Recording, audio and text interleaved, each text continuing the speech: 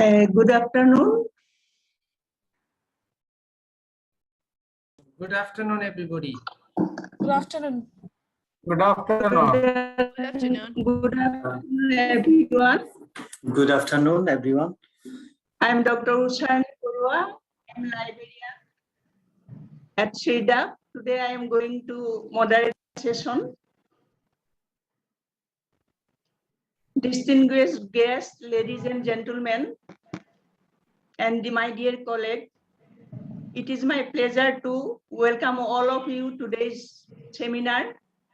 Today we are going to celebrate International Day of Rural Women. So I would like to all of you to invite to take part in this seminar.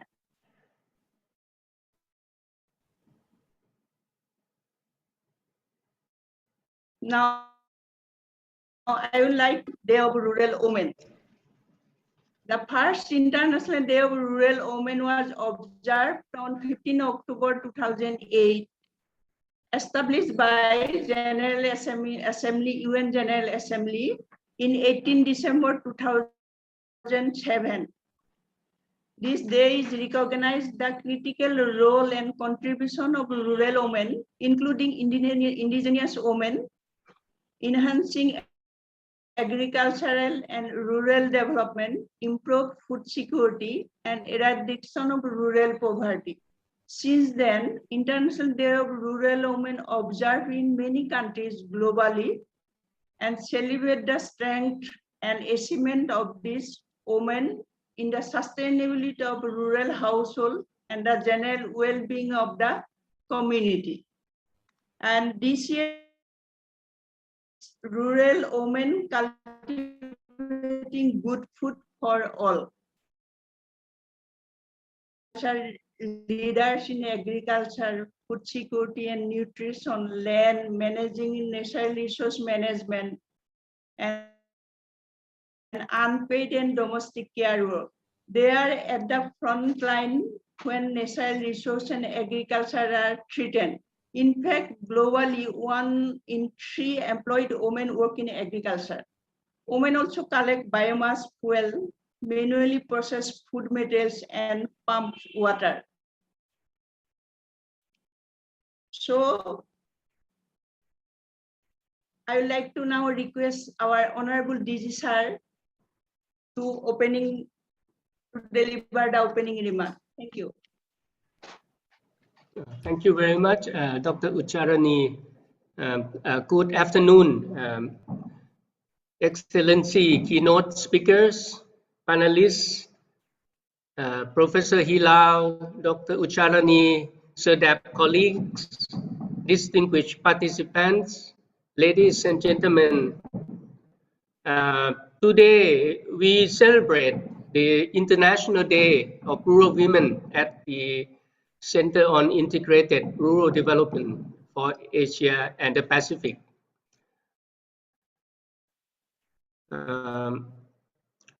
Today, in fact, it is on 15th of October, right? And it was established at the UN General Assembly in 2007 in recognition of the critical role and contribution of rural women in enhancing agriculture and rural development, improve food security, and eradicating of rural poverty.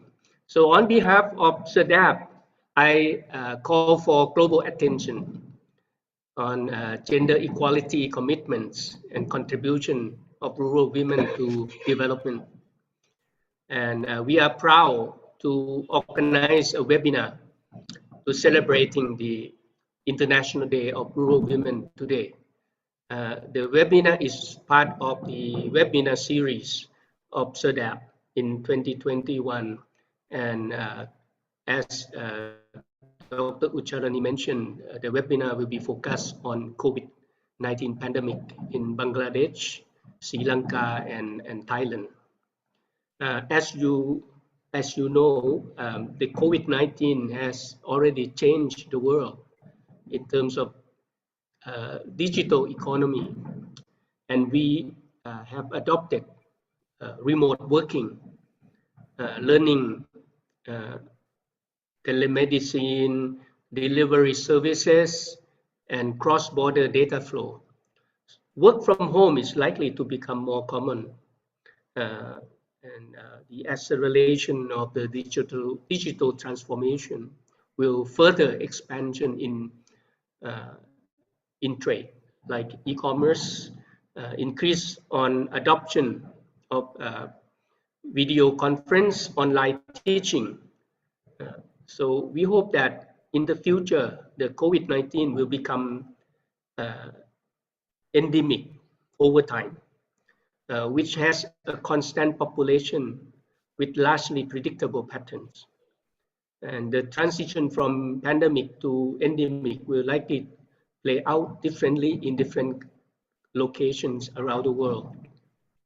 It is important to note that under the SDG number 5, achieve gender equality and empower our women and girls, we need to ensure women's full and effective participation and equal opportunities for leadership at all levels of decision making in political, economic, and public life, and enhance the use of technology, in particularly information and communication technology, to promote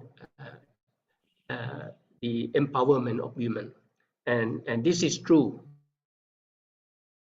We hear from our speaker today.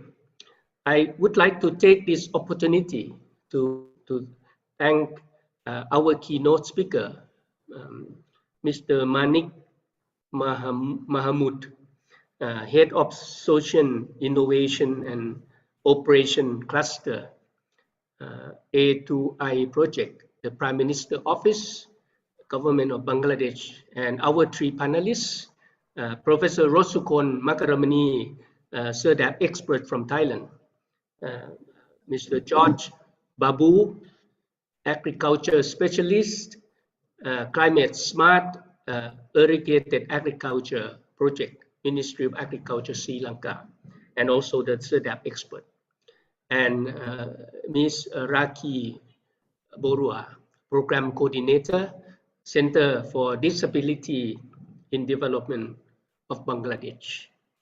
I'd like to thank Dr. Ucharani Boruah, librarian, and also the gender program manager for your effective arrangement of this webinar to celebrate the International Day of Rural Women. And I wish you have a great success in your deliberation. Thank you very much.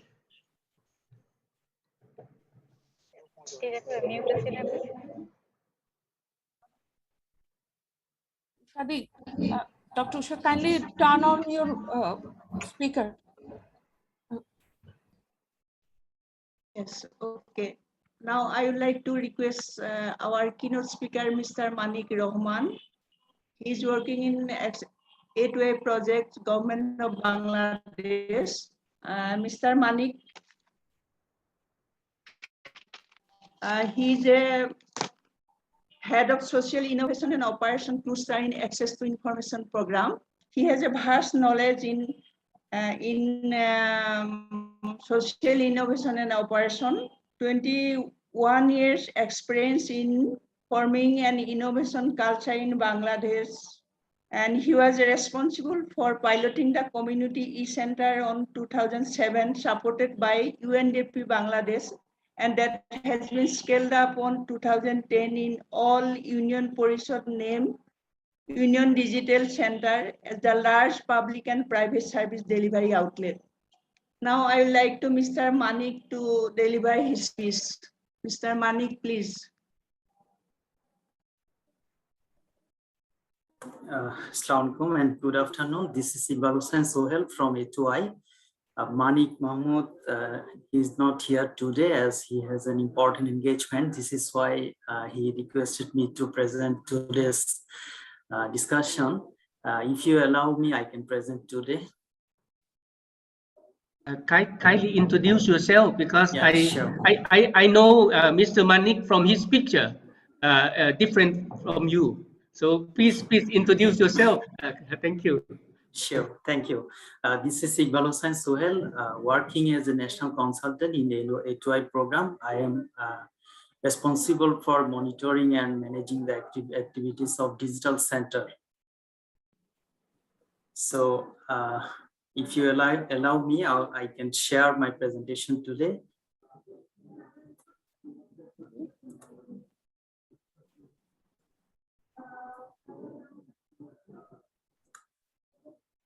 Can you see my slides? Yes.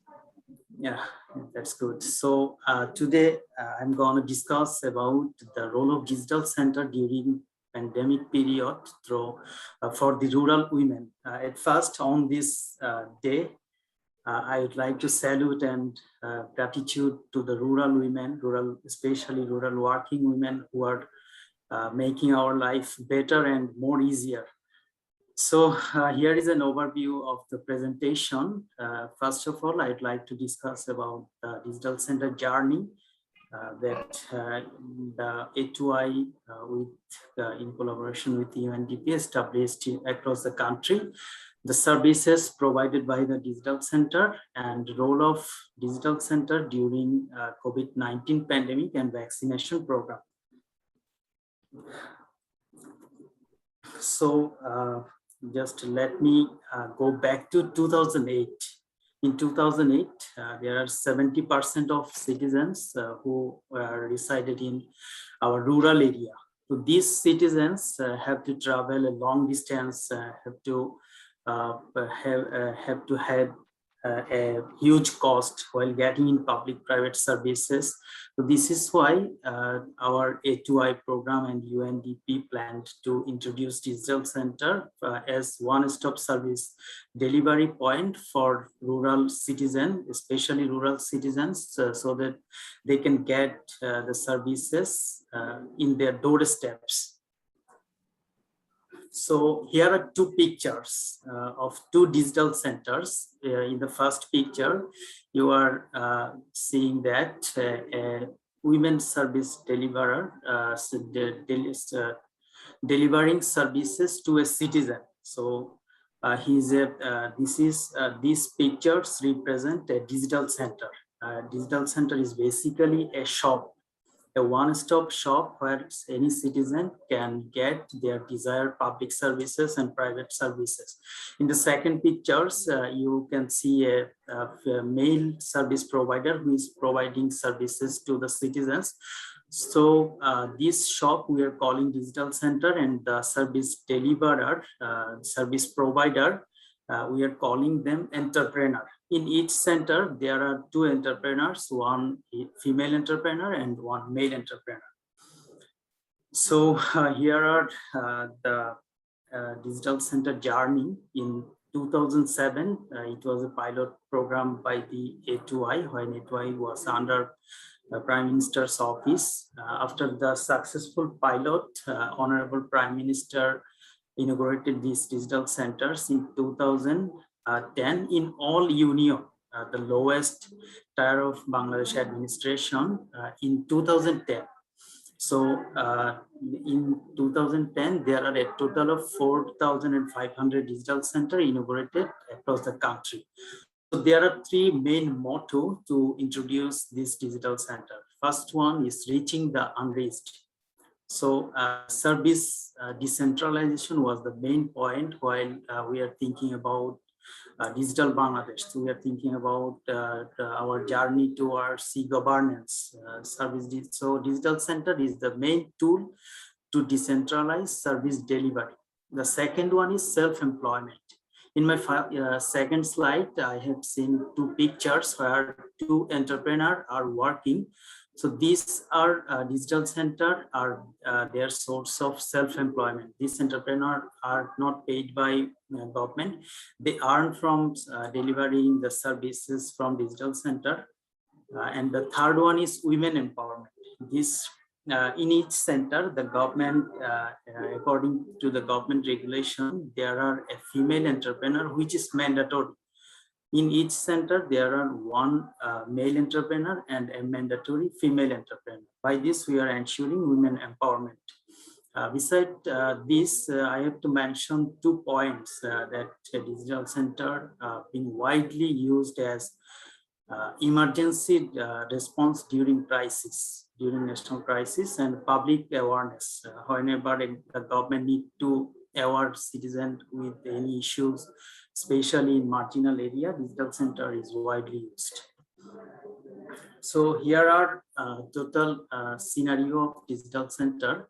At present, we have established 7,600 digital center across the country. In 2010, we have launched digital center in all union. After successful run in all union, we have inaugurated digital center in all Boruah and all city corporation, and some specialized digital center for a special community. In each center with two entrepreneurs, one male and female, there are a total of 15,204 entrepreneurs are working to deliver to the serving citizen in this digital center. So here are some activities, digital center activities. Digital center mainly ensure 4 types of access for the citizen, especially the marginalized citizens of our country. First one is access to services. So this digital center can easily deliver public services and private services to the citizen. By this, once upon a time before 2008, a citizen needs to travel more than 35 kilometers to get a public service, like national ID card, like on birth certificate, etc. But they need to travel just on an average 5 kilometers as on now. They can just visit 5 kilometers and they get their desired government services. The second one is access to finance. In this digital center, a total of 7,600 digital center, we included agent banking services. So there are 4,500 plus digital centers that are providing banking service to the unbanked citizen of our country. By this, we are ensuring financial inclusion for the rural unbanked citizen. The third one is access to market. I have to mention that A2I has developed a e-commerce delivery platform, Shop, which is totally based on digital center. By this digital center, create access for the rural service provider to the market. This is local market and international market. Besides, a citizen from rural area can access to international product, rural product through this e-commerce platform. The fourth one is access to skills. The digital center are also responsible for skill development training. The entrepreneurs who are working in this digital center can provide skill development training to our rural citizens whenever they need. So by this, till 2021, 680 million services provided from this digital center. And in each month, we have a total of 6 billion service recipient from digital centers. As I mentioned earlier, the 7,600 digital center. By this, till now, citizens saved 1.68 billion working hours while getting in services. Citizens saved over 8 billion cost as they need to travel only 5 kilometers on an average, what was 35 and above before 2008. By this service delivery, our entrepreneurs who are working in digital center on an average can earn $2,500 per month. So here are example of some popular public services that the citizen frequently get from the digital center. They can easily get these services from digital center and they do not need to visit government offices. So by this, this is a one-stop service delivery point for our rural citizens. Here are some private services which are also available in digital center. One point to be mentioned that if we want to get a banking services, we need to visit a bank. Whenever we want ticketing services, we need to visit a ticketing agency. But digital center are a one-stop point that is delivering both public services, both private services, and so on, e-commerce services, skill development, and so on.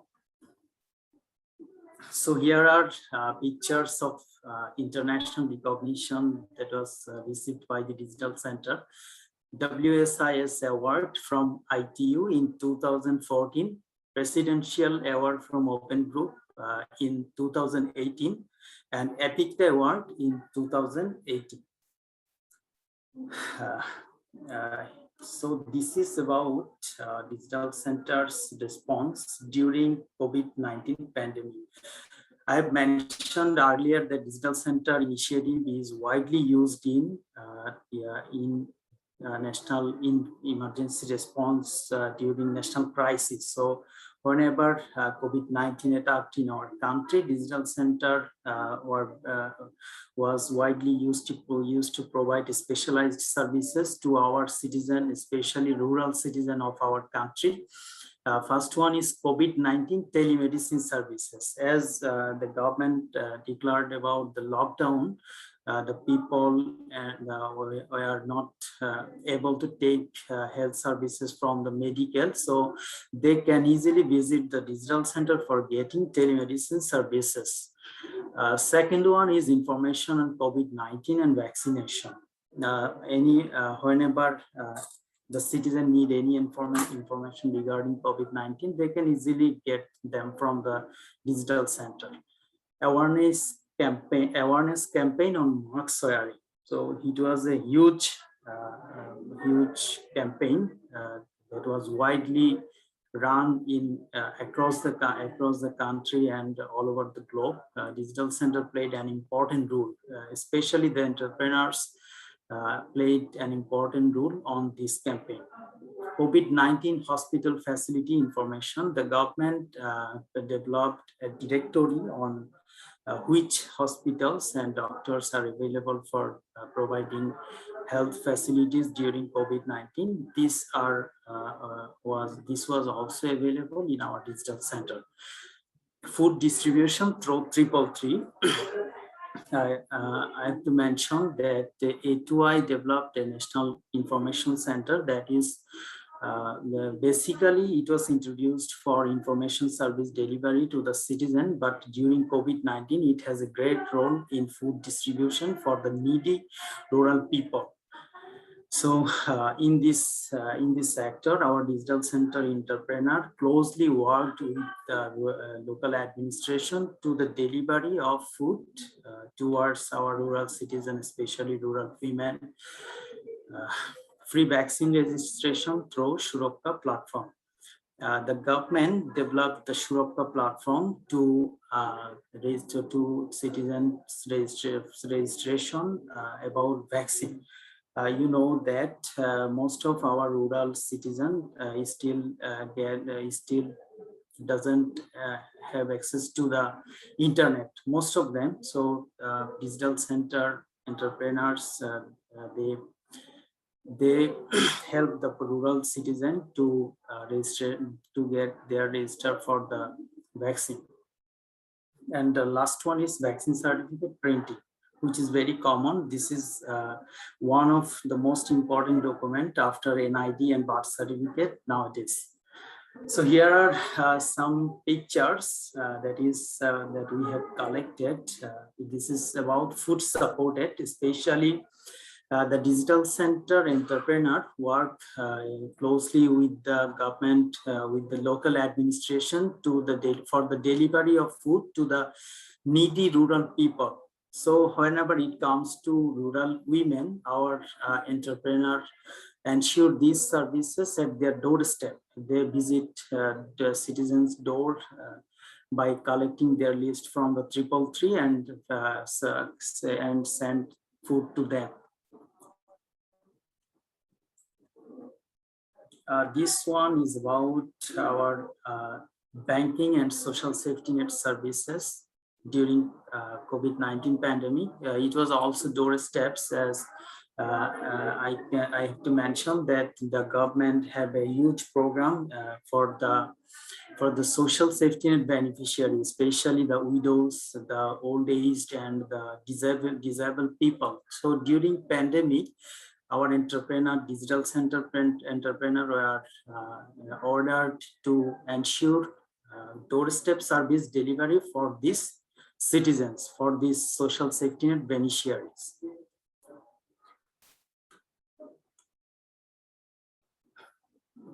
Whenever the government declared that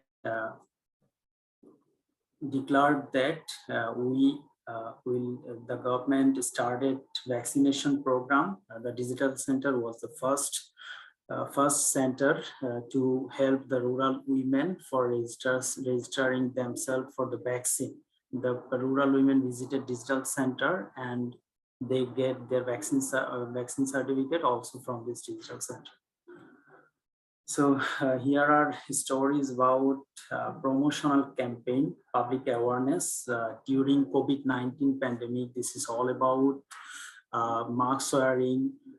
This is about vaccine taking. This is about maintaining social distance. So rural women are always at the core of our digital center initiative. So this is all from my side. Thank you so much. And if you have any question, you can please ask.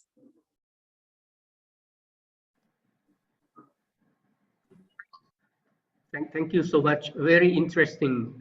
We surely have questions. The participant can also put the question in the chat box, and we will have at the end of after the panelists, we will have at least half an hour for Q&A. So please put a question in the chat box, and you can have live question and answer also. Thank you very much. Thank you. Dr. Usha, you need to. Thank you very much. Now I would like to request our second panelist, Mrs. Rossukhon Makaramani. She is a Thai national. She is an associate professor in Sunandha Rajabhat University, Thailand. And she has a great experience, 30 years experience in teaching department.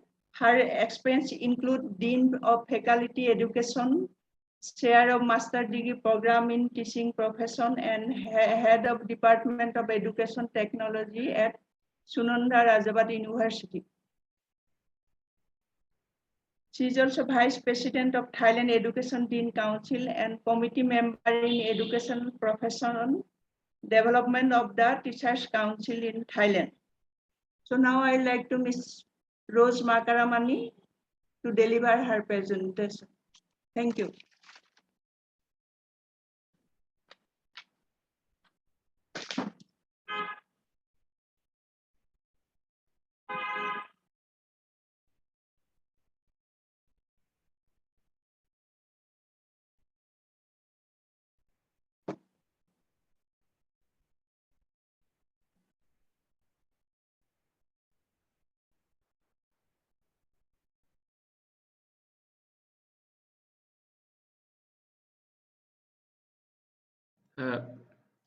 I wonder whether Professor Rossukhon is in. Yes. Okay, all right. Okay. Can I don't know that I can share the picture on the screen or not. All right. You can. It is on the screen now. Yes. Yes, this is from my pictures or from the moderator picture. Should I use my pictures or ask from the moderator to send the pictures, the slides up? Which one is preferable? It's all right. It's more convenient for me, I think, to give the pictures that in my Yes, iPhone. I think so. I think so. So please, Okay. the moderator, please Oh, give chat screen, please. okay. I will. Well, this is the topics, right? I was given the topics on the effect of COVID-19 on the rural women education in Thailand. So I think I should have more pictures. Is it easier? Give the idea, an overview of Thailand a little bit before I get into the content. There's the map of Thailand. We have 77 provinces which are affected by the COVID-19 in different levels. Our country has about 66 million people, slightly having more female than male citizens. Among those numbers, approximately 13 million are students and about 446,000 teachers. Our basic education requires 12 academic years. As of today, about 1.7 million Thai affected by COVID-19, but 1.6 million are already cured. Death rate is about 18,000. We don't know when the COVID-19 situation will come to an end, but we all know that the past 3 years of facing COVID pandemic, management of education in every country has changed completely. Most educational institutions has been locked down. Students do not come to school anymore. They have to study at home and working from home. It is estimated that more than 10 million Thai students in both formal and non-formal educational system are now in distant learning.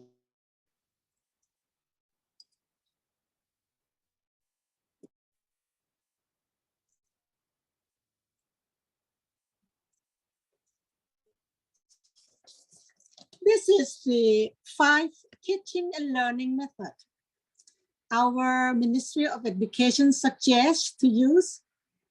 The first one, we call it on-site. It is a normal teaching and learning in school. They can use in the school that not affected by COVID-19. The second one is called on-air.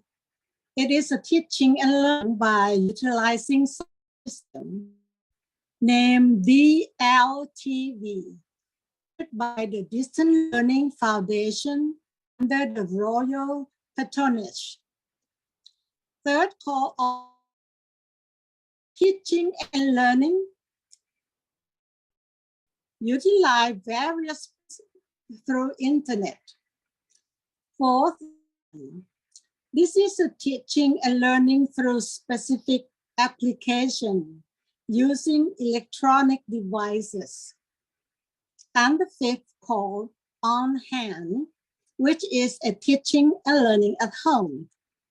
However, online learning has many personal limitations, especially children in poverty families, because there are no digital devices at home. Therefore, study at home is the burden on parents and may cause more disparity in education.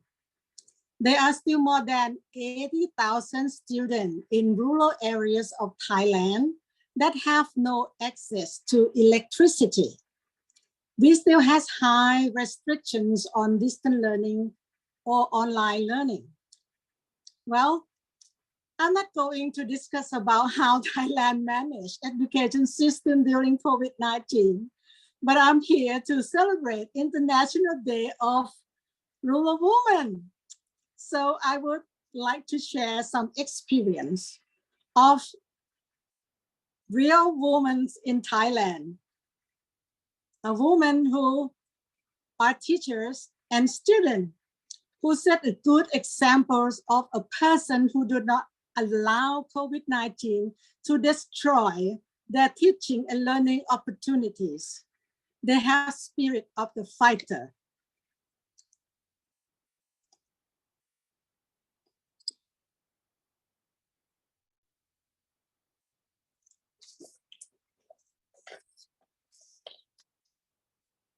The first example is Grab แม่ครู Grab means delivery, แม่ means mother, and ครู means teacher. It is initiated by a group of rural women teachers in Uthai Thani province, central part of Thailand, and now used in many provinces. They make field visit to the village to monitor and well-being of their students by delivering nutritious meals to children in Uttaradit province, northern part. แม่ครู delivers learning worksheets as assignments and provide tutoring as needed, and also discussing any issue with parents. So this is one method that the people, the women, have been initiated.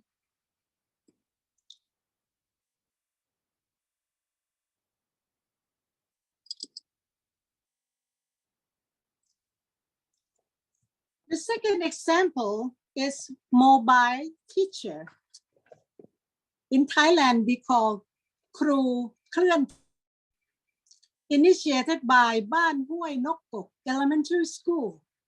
This school is in the remote area of Tak province, northern part of Thailand.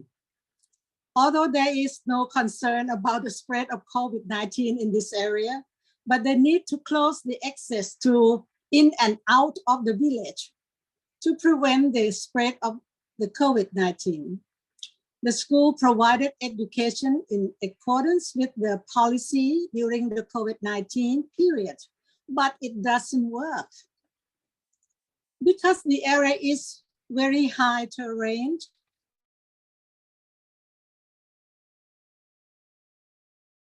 with the area come to sleep and study at school, and arranging mobile teacher to teach in the villages. Also, they selected P crew, that means big sister teachers, from outstanding junior high students in the village to teach their younger sibling. The teacher will rehearse the teaching style of big sister until she was satisfied before giving them teaching assignment. Each village has about 10 or 20 students in grade 1 to 4. With this solution, the school can support students from many villages in Karen tribe communities.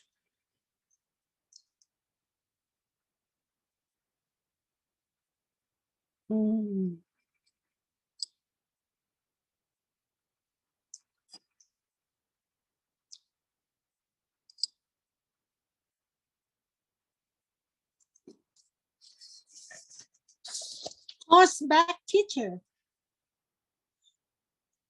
This initiated by the school called Long Pla Vitya is in Mae Hong Son province, very up high in northern part of Thailand. The school in this area are scattered also along the hills and no access to internet. The people in this area are low income, thus making it inaccessible to online learning. Therefore, the horseback teacher project is born. It is adapt an innovation in the past of Mae Hong Son by changing from horse to a motorcycle to carry assorted class teaching materials along the area to the responsibility of each teacher. But they still keep the name of horseback teacher. The teacher travels by motorcycle. She will eat and sleep in the community. She brings teaching materials for learning exercise that are unique, Because most of the students are Hill tribe people, they use Thai as a second language. Therefore, learning content is designed to focus on only important subjects such as Thai language, mathematics, and science, and use teaching methods. The condition of each level of the learner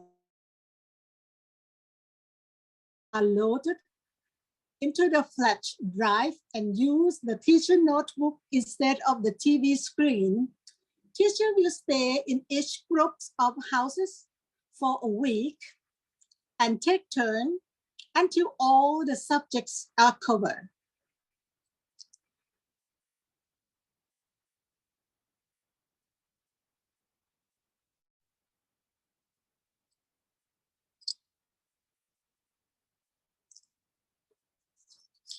Volunteer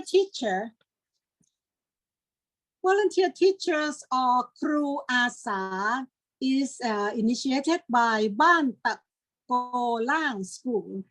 This is in Ratchaburi province, central part of Thailand.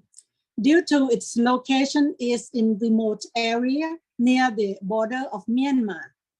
This makes managing education during the COVID-19 pandemic is very, very difficult. So school administrator, teachers, and local communities work together to solve problems by using a model of home-based education, divided into 7 areas, utilizing a temple hall, a Christian church, a village sufficiency economy learning center as a resource of learning to separate students from gathering too much to reduce the pandemic. Then they organize volunteer teachers, recruiting from community leaders, village elders, religious leaders, and school alumni to teach the children. Training is provided to volunteers before they leave for duty. The volunteer teacher helps filling areas that teachers can thoroughly take care of. Each volunteer or mentor will help teaching homework, checking homework, handing out worksheets, and arranging some recreational activities. So far, the project has been carried out well because of the cooperations of people in this community.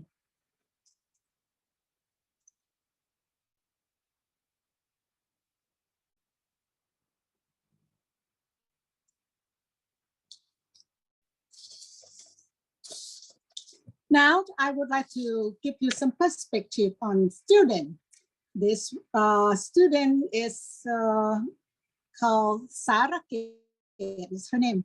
She's a 3rd year vocational education on mechatronics and robotics in Singburi Technical College in central part of Thailand. She's online learning during COVID-19.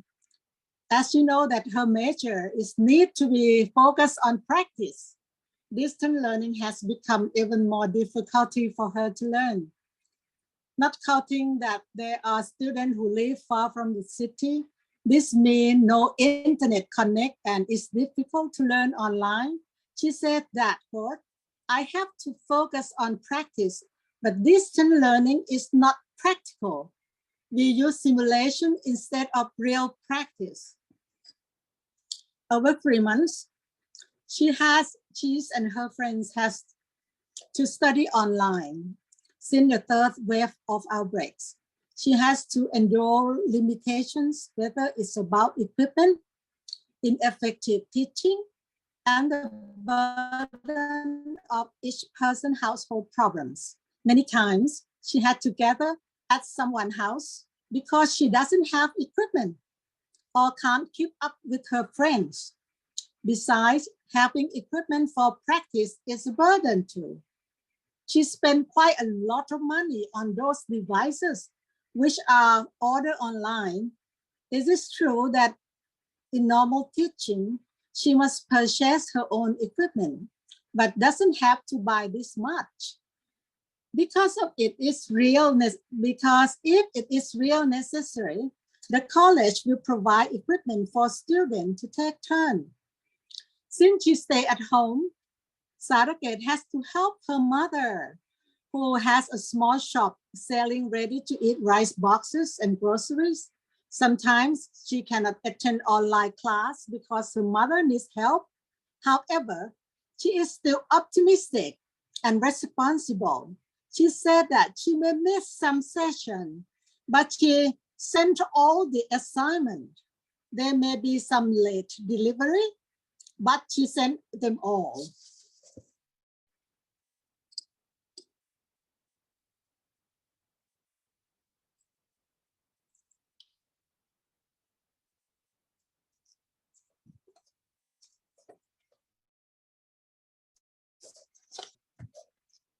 This lady is Yani.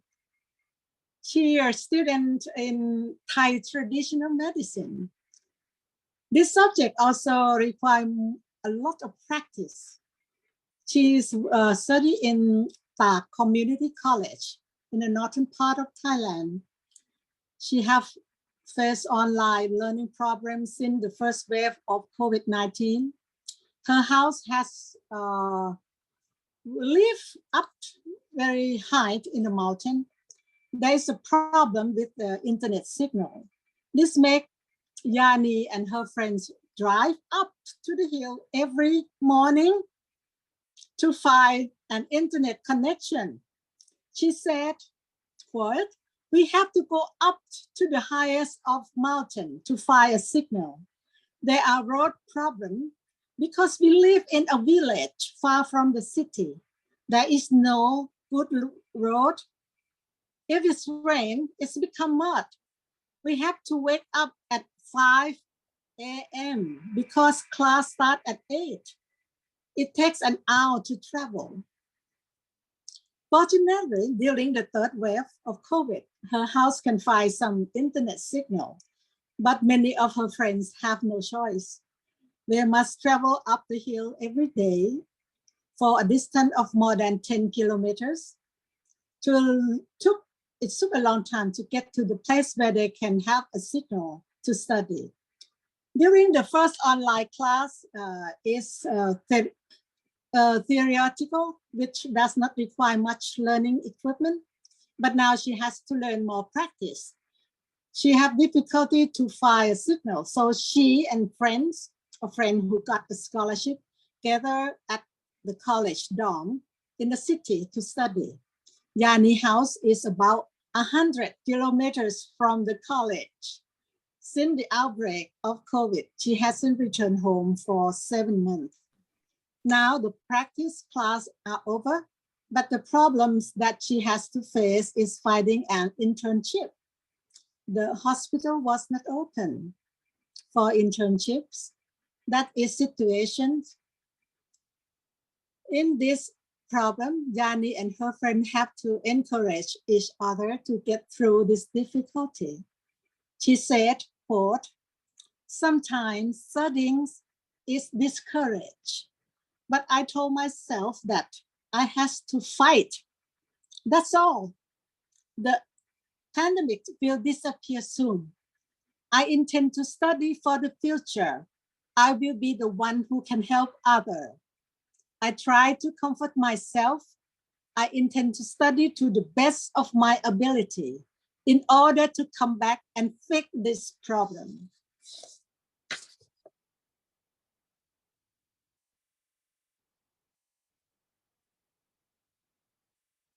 Professor Rossukhon, you have a few minutes only. Okay. Conclusions now. Come to the conclusion. Although I share only a few examples of a small part of a woman teachers and students in rural part of Thailand, but I believe this woman represents their warriors. They are fighters. I would like to send my best regards to all female teachers and students in rural areas of every country. Thank you for your kind attention.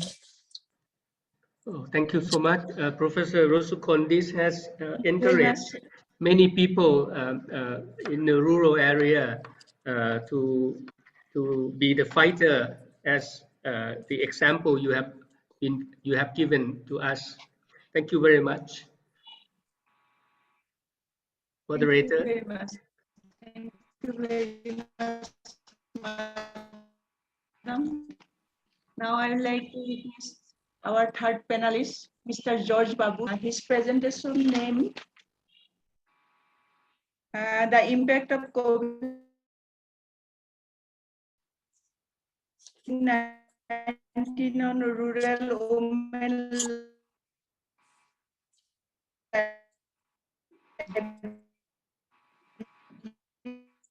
livelihood in Sri Lanka.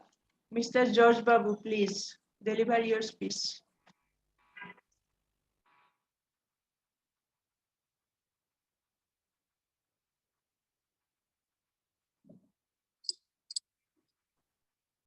Good afternoon, everybody.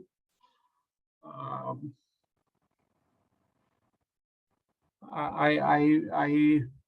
want to share my screen first. I don't know.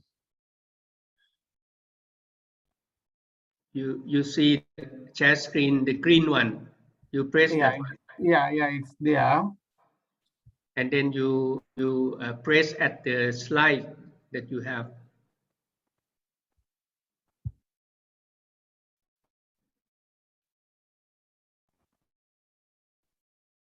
I have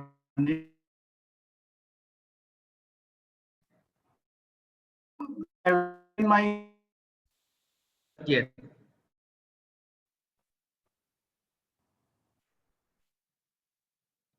Yeah, you press at. Once you press it, you will see all the your slide and several things, and then you press on your slide, then you will get it on screen for us. okay.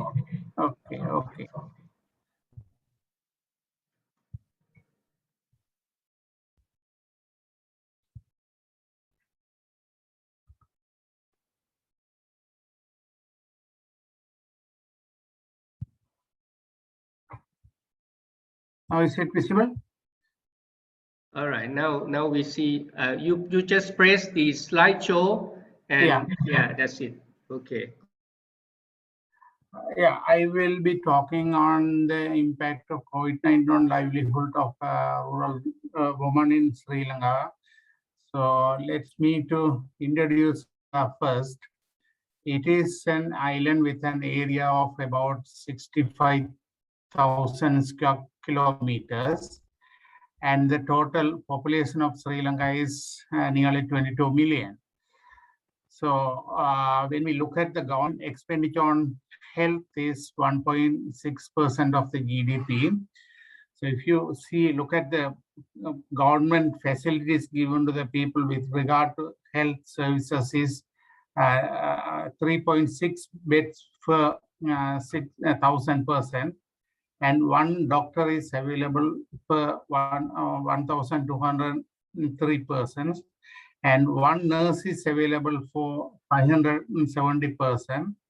And the average life expectancy at birth in Sri Lanka is 76.8 years. The government expenditure on education is 1.9% of GDP. The average literacy rate is around 92%. Male have 93 and female 91. Labor force participation in the workforce is male is 73% and female is 34.5%. Telephones per 1,000 people, main lines, that is landline is 114, but the mobile is 1,499, nearly 1,500. So when you look at the rural population in Sri Lanka from 1960, it is keeping on increasing. Now the present rural population is about 17 million. But if you look at the trend, the rural population, the rate of increasing the rural population is decreasing. If you look at this 2017 figures, it was 1.05% increase, but the 2020 figures shows that only 0.37% increase in the rural population. So it is, rural population is on the decline. Then we look at the rural woman population.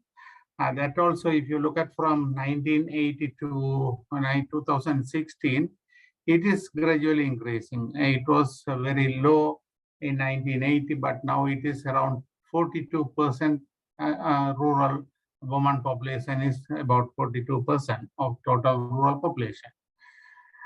With that, what is the role a woman is playing in a rural area? Their main role is in the farming and farm-based activities. That is their main source of income for their household. The woman in the traditional farming families work on farm, so they are not paid, or they don't get any as a money in return as such, but they work. And they do labor-intensive work in the paddy cultivation, planting and harvesting, and even in highland cultivation. Flexible time they use, anytime they go to the highland area and do their work and come back. And home-based informal sector also they are involved. That is cultivation, and cultivation, mat weaving, food preparation, especially rice pounding, china or sifting cultivation, poultry keeping, breast making, and selling, even selling beetle they are involved. And they are very much involved in backyard livestock rearing that provides consumption for themselves, milk, cake, and other things. And excess they sell it to earn some. Women area also so what they do is drying and salting fish, usually done at home, selling fish in the market, fish processing, marketing, net making, and net repair. And even some women go to the shallow waters and collect fish and shrimp and crabs for their own consumption, and excess is sold or salted and dried for future consumption. Some rural women go to the other areas in the district to earn some money. So, but they do the hard work, but they are paid half of the men earning men's salary for similar work. So that is another problem faced by the rural woman. And even they are engaged in marketing local agriculture produce. They take their produce to market, prepare cooked foods, especially rice flour-based foods for sale, run small grocery shops, make and sell handicrafts.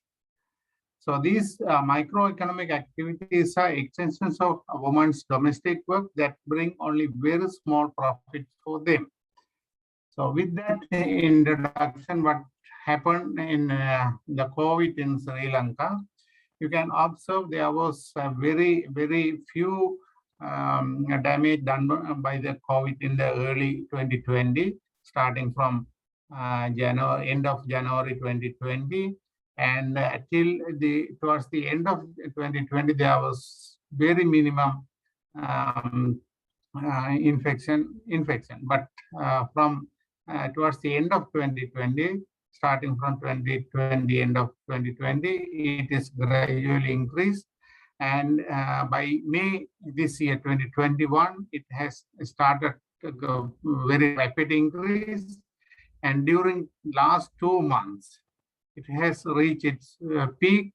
And there were a lot of people affected by this devastating disease, and a lot of deaths also reported during the last 2 months. And now it is coming down, but it is predicted that again we will see another wave affecting our people.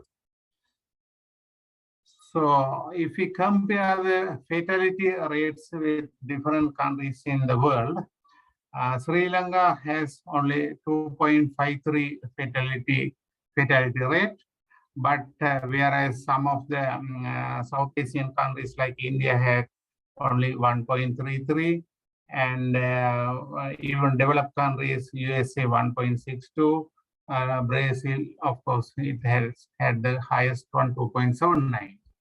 And similarly, recovery rate, if we compare, our recovery rate was 93%, whereas India had 8% recovery rate. So what is the impact on household income under different scenario? UNICEF has studied this problem, what is happening, going to happen, or what is happening to the income of under different situations. They have simulated under pessimistic and optimistic situation. Under optimistic situation, male-headed families is around 23% to lose their income, but female-headed only 16%. That shows that female-headed household, they are very less affected by this COVID. And in total, you can see 28% in the optimistic level, the reduction. And income by broad industries, if you see, agriculture has 13% reduction in agriculture and mining, and services 28%, and manufacturing 30%. So this is the largest reduction in income will be felt by those working in services and manufacturing, but not in the agriculture sector, which is rural. So that is the message I want to tell you here. And if you look at the different occupation, again, if you see subsistence agriculture, it is around 27% reduction in their income. But if you see skilled agriculture, it is very little. And the highest, the managers and plant machine operators and assemblers, craft and related workers, those are going to lose their income to a higher level. So up to 56% you can expect income reduction by different occupation. So now if you see the impact on the income by area of residence, household in urban sector will see the highest decrease in household income of around 37%. But in rural, it will be 30%. And optimistic, it is 27%. So rural area, the reduction in income is little. And if you go to the estate sector in Sri Lanka, fairly people living in hunger, their income is very low. So there, but some companies, those who are managing the tea estates mainly, so their income is very little affected due to this COVID. So the if I look at the current situation in a study, a particular study shows that 85% of the people is affected somehow is affected by COVID-19 or due to its control measures.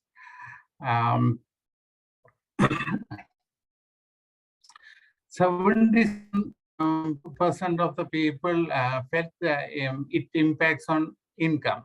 That is 89% of lowest quantile and 62% the highest quantile, they felt there's an impact on their income.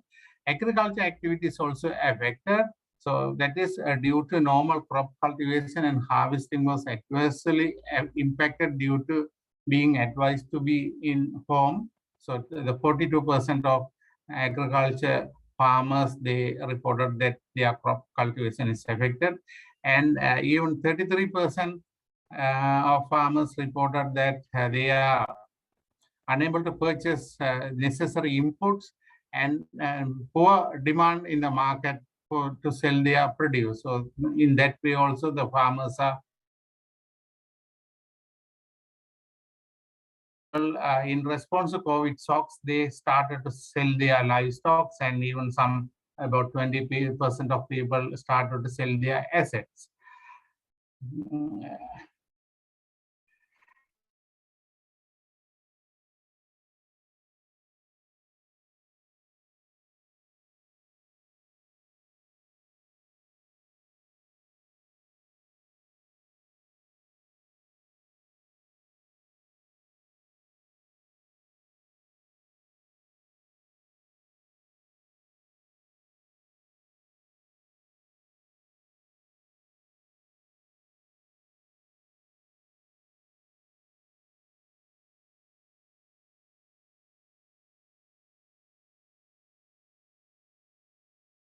Played by women in general, particularly in rural area in the economy of Sri Lanka. Women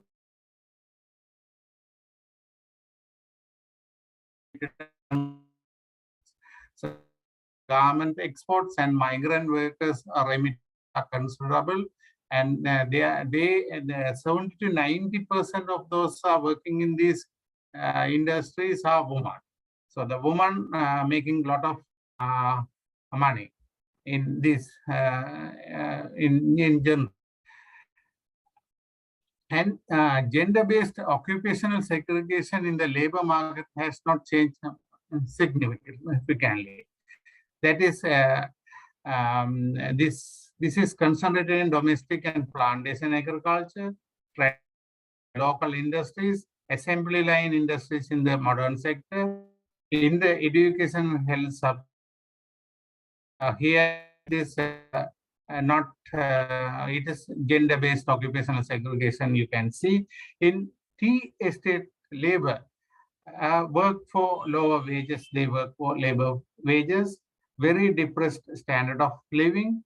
At home, now due to this COVID-19, they are not provided sufficient work. They work for daily wages. So if they don't go for work, or if they are not allowed to go for work, they don't have money to purchase anything. So they struggle for food at home to feed their children and their family. The most marginalized rural women in our society have borne the brunt of the burden of COVID-19. Women working in the tea, apparel, caregiving, and house cleaning sectors have found themselves unequally vulnerable to the economic consequences of a mass shutdown. So what is happening with the migrant housemaids? Migrant female housemates are about 31% of the housemates are female. They remit about $7.1 billion annually. That is 8% of the GDP. So it plays a very good role in country's economic development, but they are distinct with this COVID. No evacuation, proper evacuation plan was implemented for them. A considerable number of them, they lost their life abroad, and even when they come back, they transmitted the COVID to their family members also. And severe economic hardship upon their return to Sri Lanka. And they are not paid salaries for a long time, and no, and their arrival. And even when they arrived in Sri Lanka, they are treated differently. They are named as Corona explosives thrown back at Sri Lanka from the Middle East, or even some people term them as Corona imports. So this is the situation these migrant workers face, and they are employed in Sri Lanka. zone,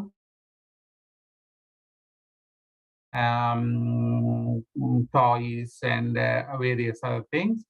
And in this sector also, they stopped paying them. There is no money for them. So they are struggling with to pay their rent, food, and even to give money for their families. And they don't have work.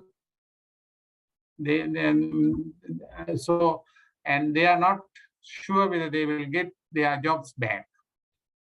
The future of those women is in very big question. So employment and financial stability is not guaranteed for them. Entire families quarantine at home for over several months during COVID-19, when women alone have carried the burden for caring for the family. So when the family is quarantined, entire family, woman has to take the whole responsibility of caregiving the entire family. That is an added burden for working women, and women find it difficult to find sufficient time for their professional development than men during this, especially during this COVID shutdown period. So these women also face further economic instability and poverty due to this problem. And the domestic violence is another. Mr. Babu, we need to conclude now. The time has run out. Yes, please. Oh, is it? Okay, then I will just go fast. Domestic violence also is a problem for our people. It has increased considerably. So that is also affecting our rural women very, very badly. This then another type of woman caring their families, woman-headed families in Sri Lanka. You will get 25% of households headed by women. They are very, very vulnerable to this deadly disease.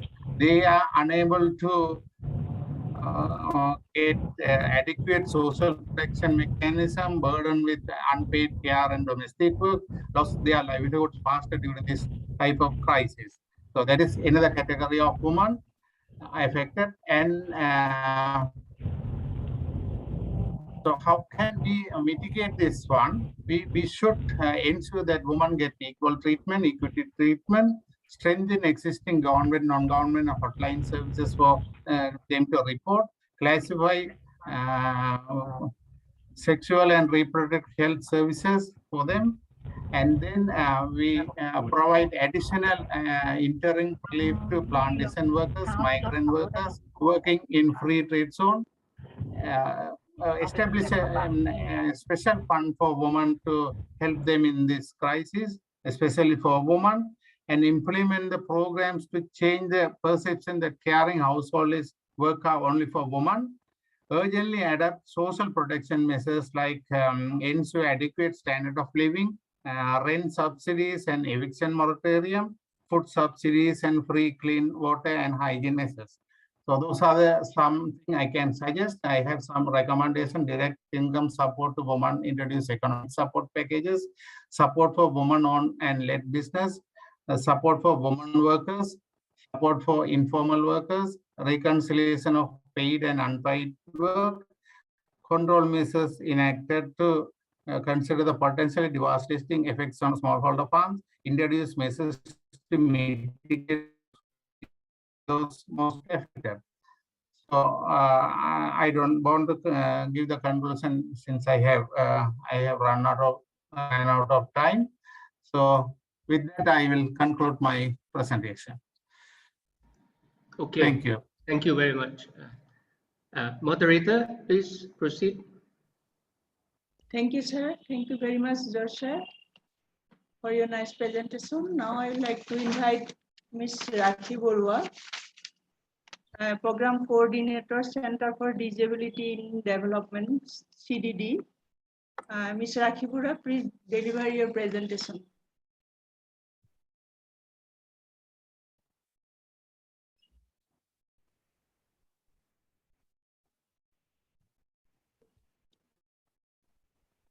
Sir, can you stop sharing your presentation, please? Yeah. Thank you. Okay.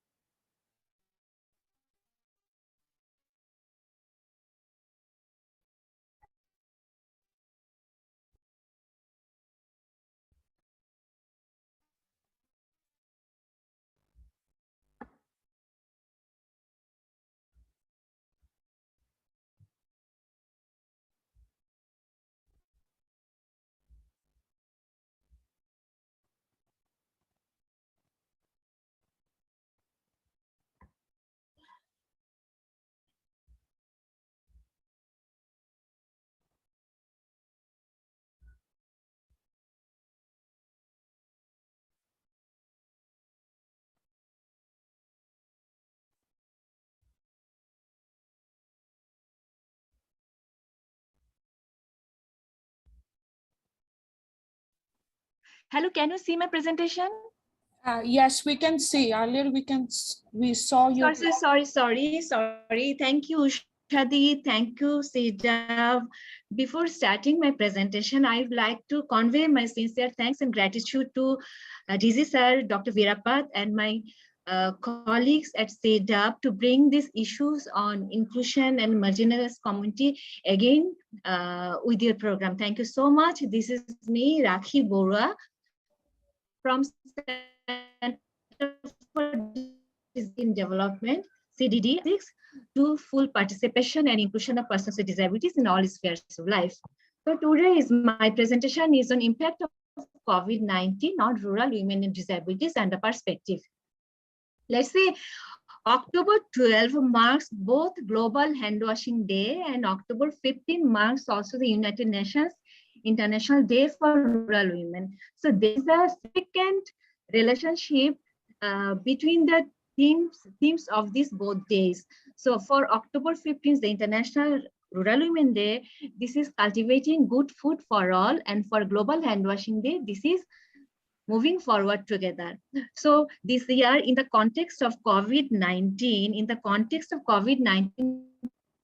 pandemic, these both themes are critically hand hygiene and cultivate good for all.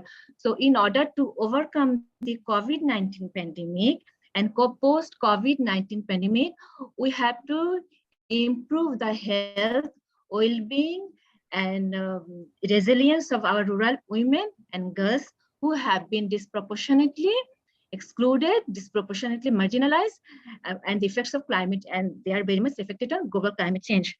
And globally, with few exceptions, we know from the United Nations documents,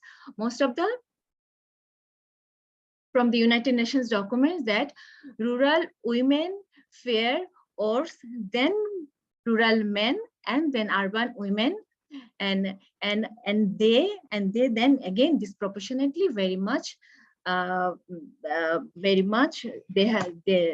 mean, based on their marginalized, based on their exclusion, based on their gendered identity, etc. And he's still, look at the screen, look at these two photographs. They Ms. RakhI, may I intervene? Yes. Could you please make your slide full screen, please?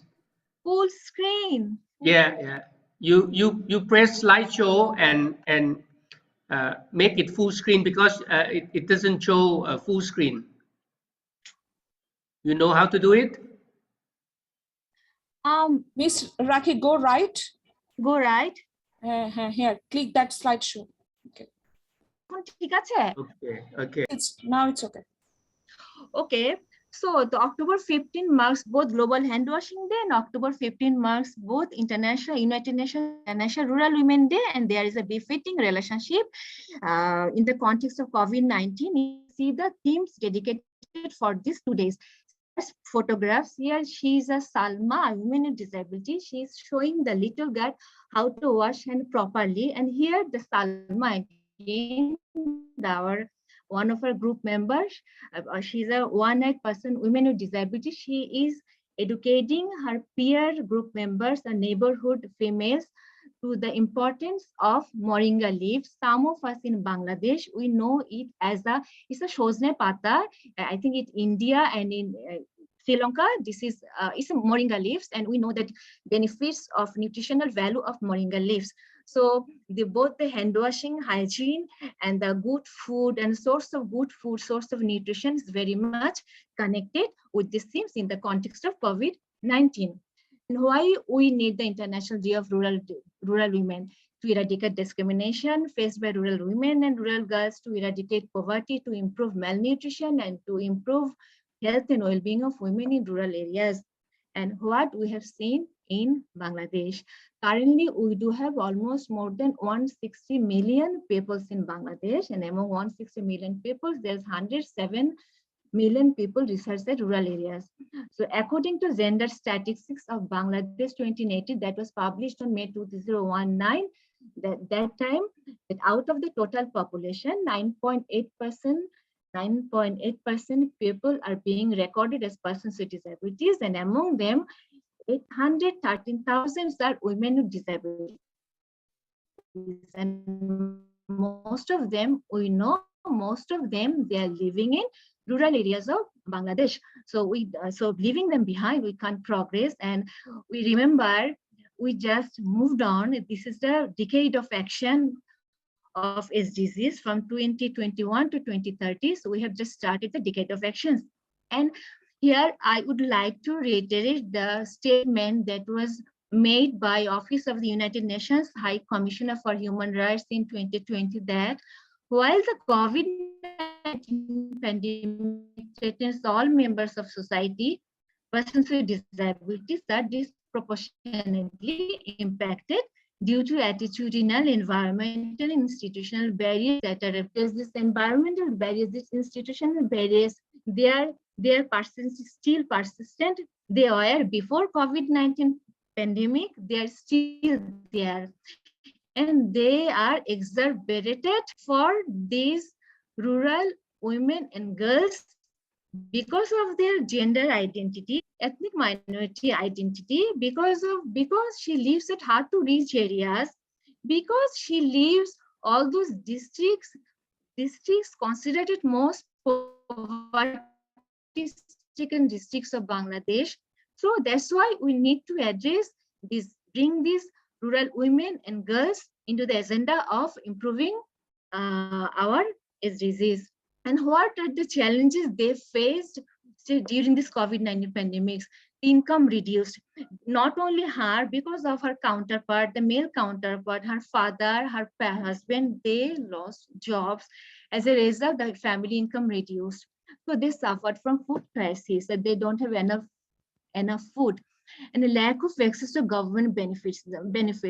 The first presenters of today's first presenter, he showed that A2I project through in digital centers, they are bringing the rural people under the different entitlements that was issued from the Prime Minister's office. So this time, from the Prime Minister's office, special grants were issued for the COVID-19 affected people. But I know where I work, many rural women or girls or women with disabilities, they could not access those grants that is issued by Prime Minister's office because of those challenges they are experiencing every day. So, and there are they are unable to access health and rehabilitation service, and as a result, what happened? They are more prone to higher rates of communicable diseases like COVID-19 or COVID-19 like pandemic. If it happens in future, there are leprosy, people affected with leprosy, tuberculosis. So they are more prone to higher rates of communicable diseases and unpaid care burden. It doesn't matter you are a woman or you are women without disability or women with a disability.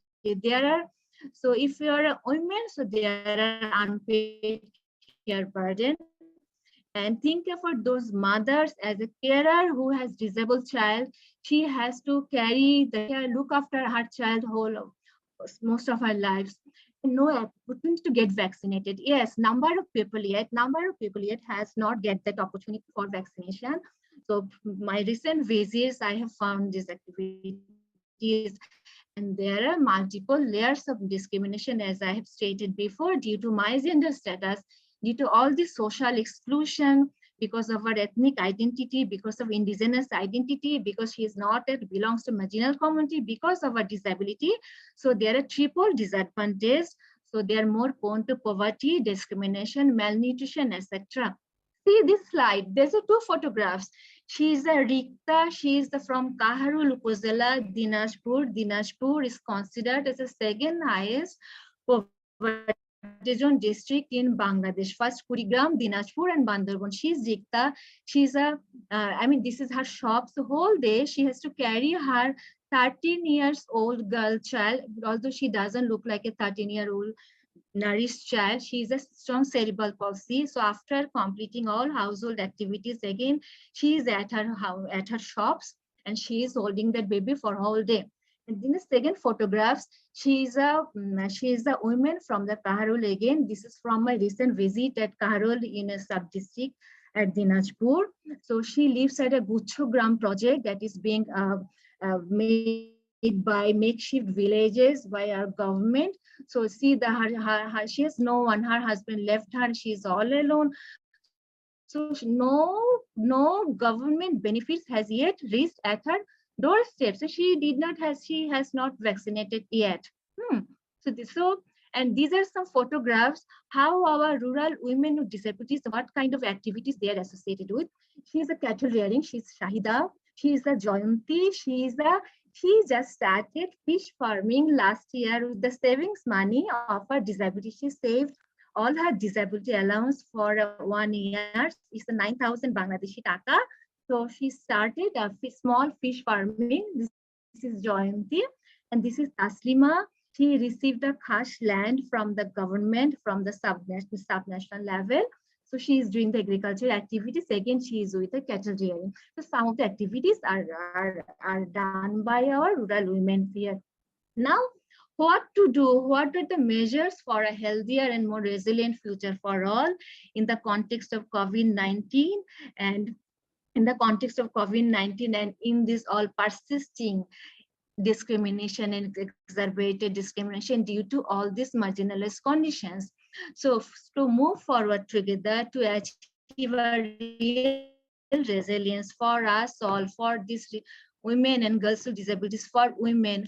First one is all national and global response and future plans must be underpinned by the all these national and global response plans that should be according to UNCRPD, statement of UNC philosophy, or UNCRPD, the United Nations Convention on Rights of Persons with Disability, and SDG, Sustainable Development Goal, and keeping that mind, that overarching philosophy of SDG, leave no one behind. And again, that we have just entered the action and decade from starting from 2021 to 2030. So we have only 10 years to progress to reach to the SDG goals. And second is the high quality disaggregated data. We need data, disaggregated data, even for the CIRDAP member countries. There is a lack of high quality disaggregated data based on gender, male-female ratio, based on disability, and rural and urban areas, and age. Of course, we have to remember the age also. And thirdly, we have to strengthen the agencies of rural women with disabilities. It can be self-help group or organization of persons with disabilities, so that their leadership can be strengthened. There are more leadership will come up. Their voice will be amplified. So the policymakers or the CIRDAP or the government, they will listen their voices. Now they are invisible. In Bangladesh, counterpart of CIRDAP, Center on Integrated Rural Development for Asia and the Pacific. The CIRDAP is the Ministry of Local Government and the rural development cooperative. So there are number of projects and interventions going on under rural development intervention. So these women, the huge number of women, they need to bring connected with these interventions that is being carried out by the rural development interventions to support their livelihood opportunities. And then more support for this rural development capacity building support for rural women disabilities. They are in Bangladesh, they could not complete the proper education life.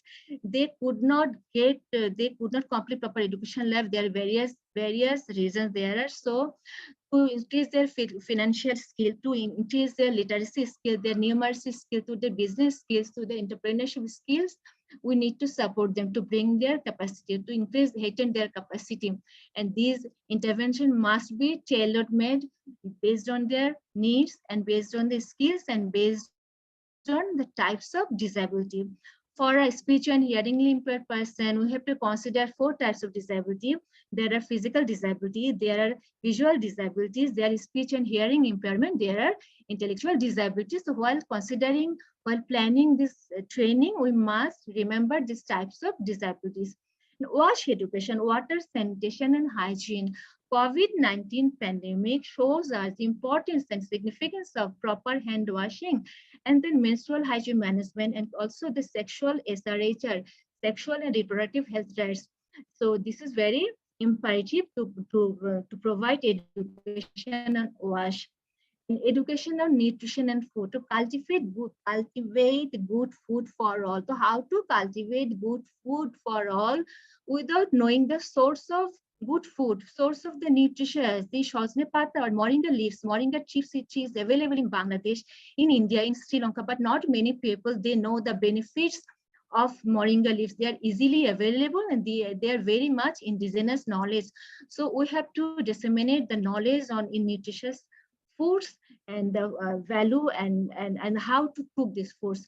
And then shared care. So the partners, the husbands, the family members, they have to more shared responsibilities for care of, so that our women in disability, they can come, move forward, they can mingle in the community, they can be associated with the self-help groups if they are the less shared care in the family. And then lastly, more and more representation of women with disability in different communities. For example, at our subnational level in Bangladesh, there are 3 positions are dedicated for women. So women with disabilities, they can be the local elected member or the elected member. In that case, we can hear their voice. So these are some recommendation, and this is a slide. Let's see there are 15 CIRDAP member countries. So in 15, this is based on 2016 World Population Report and World Disability Report. So living 0.37 billion people with disabilities living in Bahrain, we can't progress much. The Pacific region can progress much if we leave behind this 0.37 billion persons with disabilities, and half of them, there are women with disabilities, and many of them, they're living at rural areas. And lastly, this is my last slide. So I think there will be challenges, there will be many things, there will be bureaucracy, but still empathy and compassion is the driving force for an inclusive society. If we really want to see an inclusive society and to promote diversity and inclusion, we must keep in mind always our philosophy, guiding philosophy, with empathy and compassion. And thank you, CIRDAP. That's all my presentation. Thank you so much. Thank you. Thank you very much. We have about 20 minutes for question and answer. And I think that we have some questions in the chat box. Maybe Huren will kindly point out the questions and ask the speaker to respond, please. Okay, sir. Okay, sir.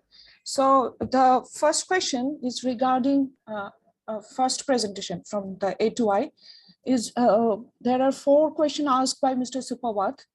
His first question is, how do you assess the digital literacy along with digital infrastructure to all kind of user, particularly the farmers in rural area?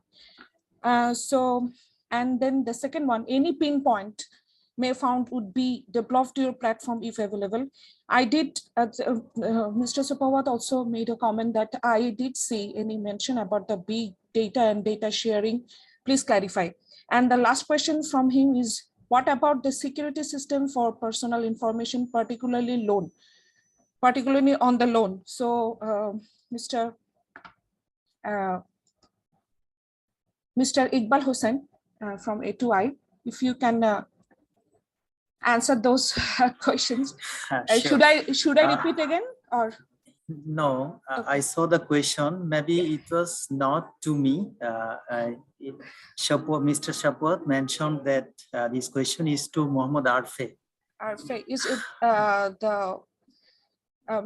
Mohammad Arfe is the first, it's regarding first presentation actually from A2I. I was presented on behalf of Manik Mahmood. Yes. Which is totally different from Mohammad Arfe. So maybe this will answer Arfe Elahi better more than me, because the two fields are totally different. Okay. So Mr. Arfe Elahi is not here, so you can't answer. At least could you make some comments? I think that this way, Mr. Hossain, right? Yes, Mr. sir. Hossain, you take the question back to your office and respond back to CIRDAP. Okay, Sure. and we will inform Mr. Supawat because he is our expert. Sure. Oh, yeah, okay. right. Just Thank I'll you. copy and save in my PC. Yeah. Thank you. Okay, so we can again the next comment and question from Ms. Ruqya Akhtar, National Gender Specialist, FAO. So she asked, can other projects that A2I provide resources and promote women entrepreneurs there in the Union Digital Centers? So can you answer this question, Mr. Sure. I have already answered in the chat box. This is basically A2I Digital Center is owned by A2I and the government.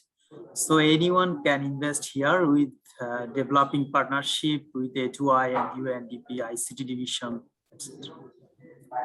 Okay, so she made a comment that very nice one-stop service center, but most of the digital centers do not have proper resources. Suppose uninterrupted electricity and internet services are not available. So could you make some comment on this? Still we have some challenges basically in remote areas where electricity facilities and internet facilities are very low. We are working with BTRC for internet connectivity and power division for rural electricity and ensuring uninterrupted rural electricity and internet. So maybe this will be mitigated very soon, we hope. Okay, thank you. And there are other questions. You have already answered that question. Is from Mr. Rashidul Haq. Is each and every union Parishad has digital center? You have already answered that. Each and every union Parishad has the digital center. Okay, thank you so much. Digital center is not only located in Union Parishad, it also located in all Poroshobha, all city corporation wards, etc. Okay, thank you so much. So moving on to second presentation, which is from Dr. Rose Makaramani. The comments is from Mr. Boruah, Ms. Boruah, sorry. SDG target 4.6, which relates specifically to literacy and numeracy. By 2030, ensure that all youth and a substantial proportion of adults, both men and women, achieve literacy and numeracy.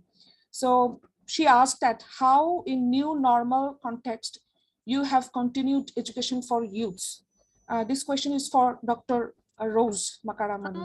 Actually, Zanat, actually that was my remark, the way they are working at Thailand from her presentation. Yes. So it outstanding that they are working to achieving that goal of SDG. For that on education, and it was a nice presentation to know that the way in current new normal situation, the way they have continued education for their youth. It was not really a question. No. My feedback. Yes, Anyway, first it's one, okay. Thank you so much. My first remark. one is comment, and then you have asked a question. How in new normal context do you have continued education for youths? Is that a question? No. It wasn't. She shared with us Oh, in a okay. in a new COVID context, new normal COVID context, how they have. Okay. Continued education. Okay. Okay. Thank you so much. Okay, so there's but if anyone else want to ask any question for regarding second presentation to Dr. Rose Makaramani, you can directly ask her. Please excuse me. I want to one question. For whom? Regarding second presentation, Dr. Rose? I question to Miss RakhI Boruah.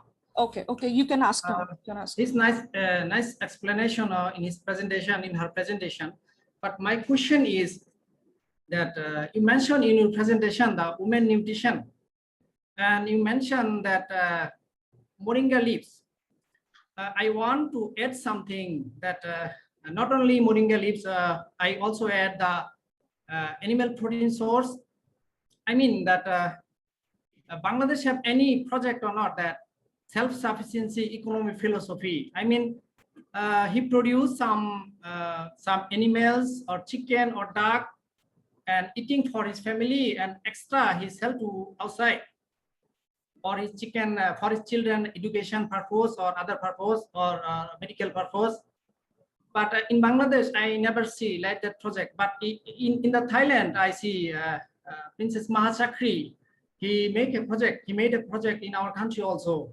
But Bangladesh government have any policy or not that to develop our women, especially in village area, then he take care of his family by rearing some chicken or duck or like that, any project. No need, he want to buy the vegetable or animal from the market. He produce in his home and he take care of his family, and he'll get the best nutrition for his family members. Just I question that. Are you asking me something? Actually, I think I did not get you, because I gave the example of moringa leaves because you can get them. They are very much available from homestead gardening, and many of us, I mean, I'm not talking about those urban elite people or urban people, even at the rural areas, many of us, onek mohila janen na the benefits of having moringa leaves. And shossa, this is easily available. That's why, although there are, apart from eggs or cattle rearing or ducks or chicken meats, that's why I gave that example, disseminate the information on beneficial leaves or vegetables that and how to cook them. So thank you so much.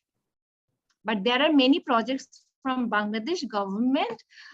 I mean, I don't have the exact information, but there are projects at Bangladesh government and financial grants. So by using those grants, they can start a small IGA on cattle rearing, on poultry farming, etc. And there are from animal looking after the animal, that the animal or poultry department. I think there are officers. They will support. They have that information, so they will support this village person, rural persons also. So may I ask you, where are you from? This is CPB. Are you from CPB? What does CP is the Thai-based international company, private company, CP Bangladesh.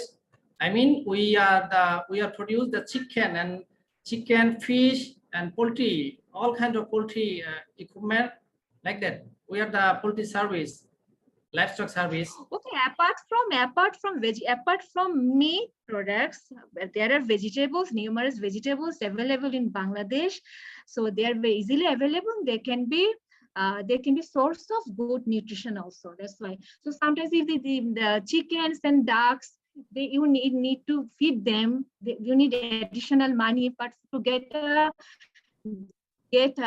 this sort of kochu shak, shozne pata, you don't need enough money to buy them. You can get them. They're more available in the homestead gardening. That's why I have mentioned those. Lal shak, spinach, palung shak. Okay. Ms. RakhI, there are two other questions for you. The first one is from Salma Rahman.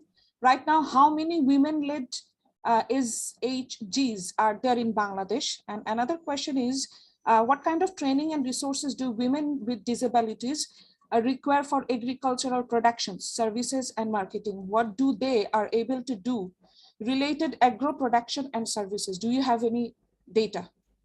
Okay, for second question, I don't have enough data available right now, but for the first question, the related to SSG means self-help groups. No, there are not enough self-help groups in women-led self-help groups in Bangladesh, but there's the NCDW, National Council for Women with Disability, that is based at Dhaka. They do have many women wings, but unless any development agencies or organizations working on disability, they facilitate such groups, but this is still challenging to form number of self-help groups only led by women. There are so many challenges, so this is a short presentation. So okay. Thank you so much, Ms. RakhI. Thank you, Shubhra. Thank you, Shubhra. Okay.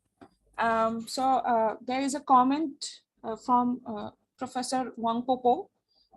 So bottom line is that government is not doing enough for the female population, still in the MCP phase. If we still have 10 minutes to go. So if anyone else has any questions or comments for any of the presentation, you can do it now directly.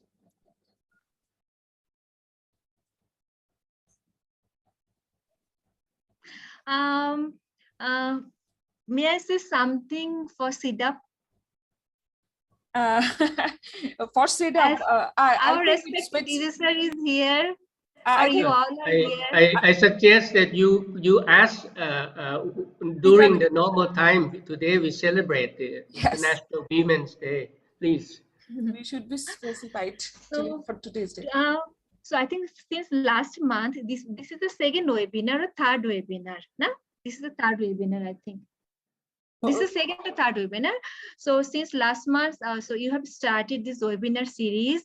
Right. So will it be year-long webinar series? And then I would like to hear from respected Director General, sir. So what are you thinking? What will you do? The learnings or the insightful discussions that you have from this webinar series, do you have any plan to incorporate any things to while in your duration in Bangladesh, the work you will promote here, or any learnings to promote or to disseminate among 15 member countries? You see, Dr. Ucharani is the gender program. She is doing all the program planning, you know. I think we should share with you the work plan 2020 plus, because this one is the foresight activities from now until 2030. So you could find that in this booklet brochure. And of course, we like to promote this kind of problems for rural development, and this has been incorporated into the work plan that we are planning for it. And Dr. Ucharani will bring this up into a more action. And you know that we collaborate with you, so you should bring this up and collaborate with all the partners, not only CIRDAP. You know, trying to get it moving, because this is not easy issue that we have to deal with. It's something that you need to look into the root cause of the problem. Yeah. I have been thinking when you provide presentation on the nutrition and all the kind of toxic agent that people in rural area may have from the arsenic or anything, and it's make the children affect the children and so on. So this we have to look into all this kind of environmental problem as well, not only social issue, but it's because of those environment, and so that we have to look the holistic picture of that. And I think that for the problem that already have occurred, that is the role of government to mitigate the impact. But for the long-term plan, you have to look into holistic things, and that is my answer for you. Okay, any more questions to the speaker, not to me? You know, otherwise you want me to answer all the questions. All right. Any more questions, please, from the audience? You still have 5 more minutes, please. Or any advice or opinion regarding the presentation or our initiatives? Thank you.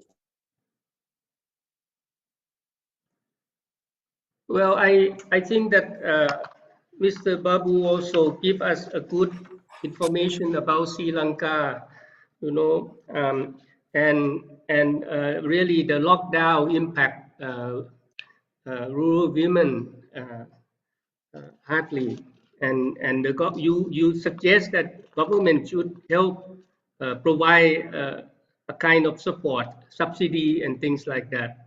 And government may not have ability to do so. So I think that probably require the international cooperation to help some aids and World Food Program, IFAD, and others. So that kind of things should also incorporate into this assistance. Professor Popo, you come in. Yeah, yes. I want to say something. Okay. I think it's very interesting to hear all these presentations from various countries. If I go back 50 years, 60 years, I'm 76 now, huh? I go back half a century. We have the same problems here in Singapore, exactly the same. I came from a rural area. There was the rural downtrodden females, things like that, you know, unequal wages, etc., etc. So after 50 years, my country is different. Partly because we are small, all right? That's the advantage. I can say that's the advantage. We are small. And the other one, we have a very stable government. You can call it single party, top down, whatever it is, at least there is some stability. So to me, when I look back, basically it's political. Politicians, policymakers, if they are one party, two party, three party, socialist, communist, democratic, whatever it is, they must make sure that they take care of the people, including the women, especially the women, the handicapped, the children, all right, the sick. Health is very important, rule 1. Number 2, looking back, we also find that education is very basic. It must be made compulsory.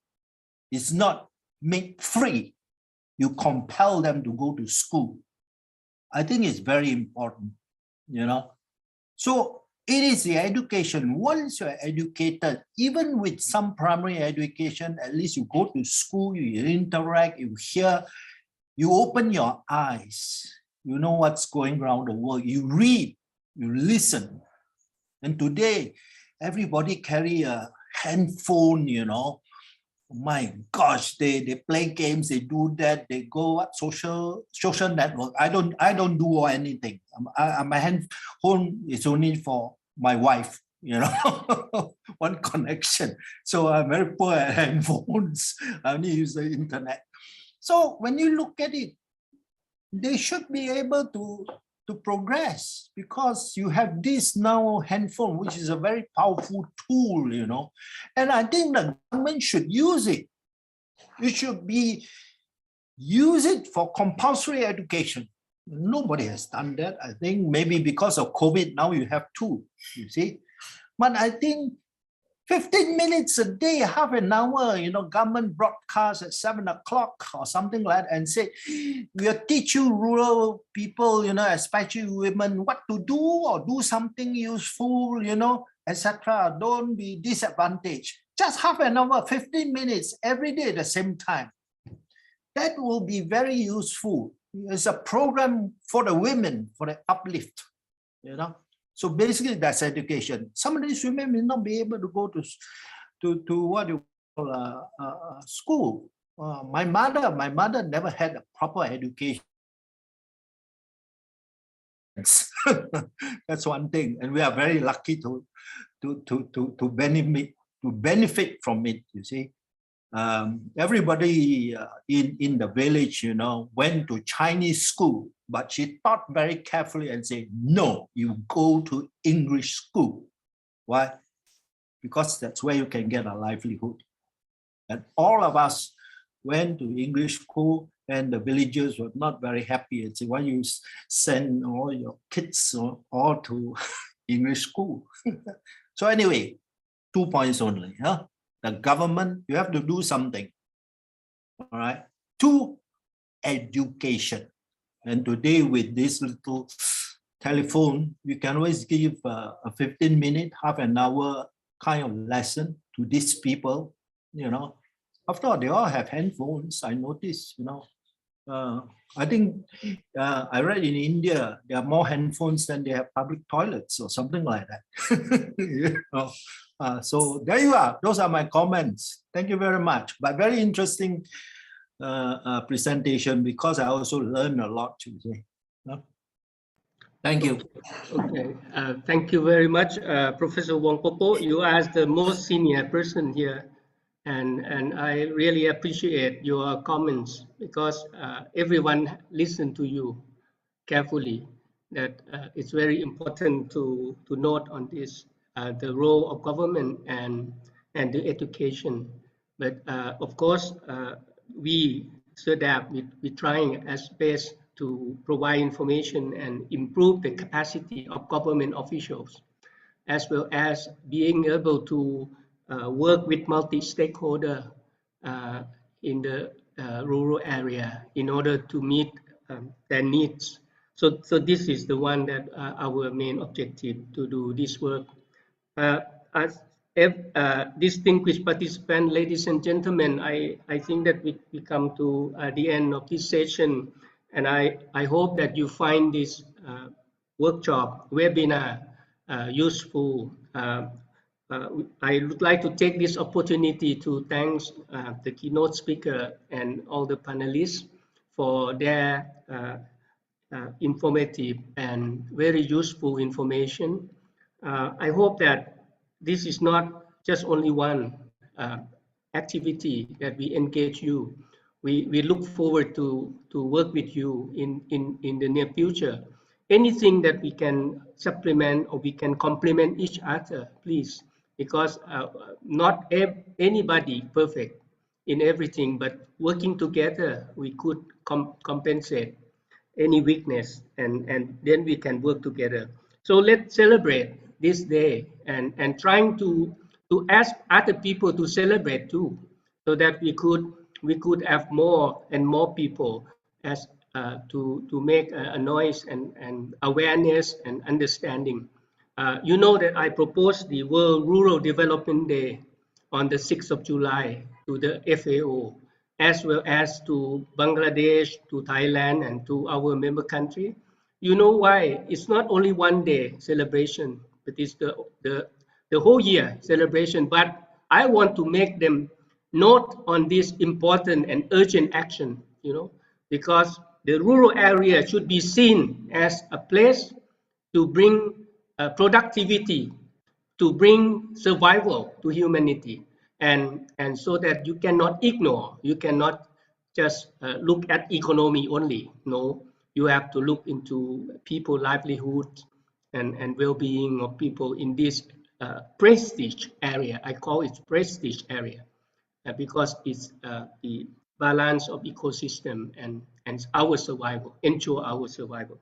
Well, thank you very much for joining us today, and looking forward to see you for the next event. We are planning for the next year.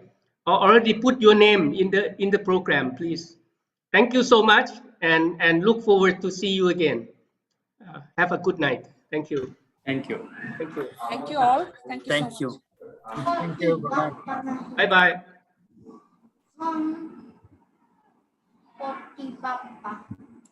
What